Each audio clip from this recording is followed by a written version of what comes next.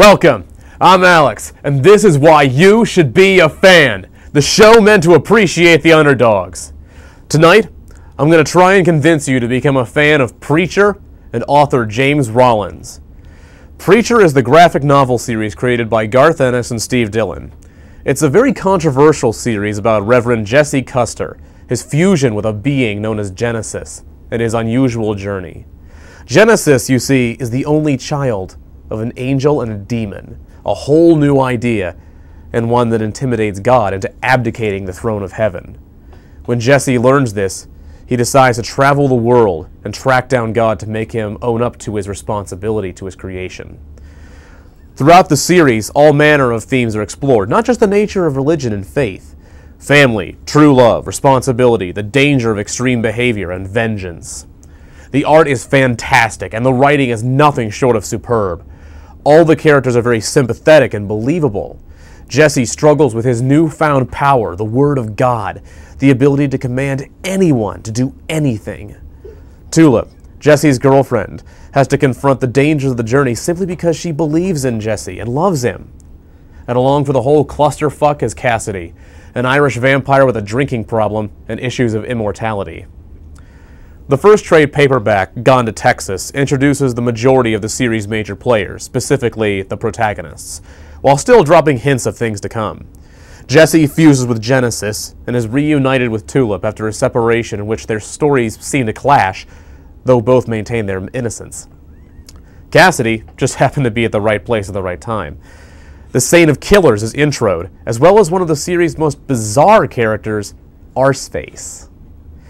As I said, Preacher is considered very controversial for its take on organized religion, extremely gritty tone, gallows humor, and ultra-violence. However, I would argue that it's good for us to read things that are controversial. It opens up your perspective a little more, and on top of that, controversial 90% of the time just means goddamn good, brilliant anyway. I highly recommend Preacher to anyone looking for a change and willing to see firsthand that, contrary to the stereotypes, comics are not kid stuff. Moving on, our second subject today is author James Rollins. Rollins is an action-adventure writer with a very distinctive style. He creatively blends some rather disparate influences together to create his novels, borrowing from elements such as the archetypal conspiracy thrillers, Indiana Jones, and even Stan Lee.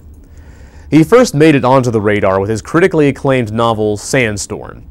However, what I would like to talk about specifically today is the novel Map of Bones, the first in his up-and-coming Sigma Force series.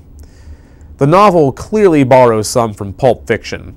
During a midnight mass in Germany, a group of attackers massacre the entire congregation and then steal the relic house of the cathedral, the bones of the Magi, the wise men who came to Jesus of Nazareth.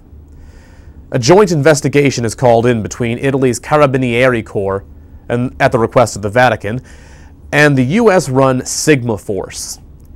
The investigation unveils a conspiracy dating back hundreds of years with the potential to dominate the world. On the surface, it sounds a little formulaic, but it works. The characters are all given great depth and detail. The reader truly connects with them very quickly. Though there are slower moments of historical and scientific exposition, they are promptly followed up with by sinister foreshadowing and high-octane action sequences that just scream movie deal. Now, of course, the heroes are only as good as their villains, and the book contains no shortage of evil bastards. The character of Raoul in particular is one of the most loathsome antagonists created in recent times. The author has created heroes you root for at every obstacle, and a villain with no redeeming qualities whatsoever. Map of Bones is extremely hard to put down for this reason. There were numerous times where I stayed up, even after I'd popped sleeping pills, because I wanted to get to the next chapter. There are some truly nail-biting moments throughout the story. And of course, to appease the action fans, there's also an abundance of exotic deaths, cool gadgets, one-liners, torture, maiming, explosions. There really isn't any stone left unturned here. In conclusion, James Rollins is definitely an author that the action-adventure fans need to look into. And it's a minor tragedy that Map of Bones hasn't made it onto the silver screen yet.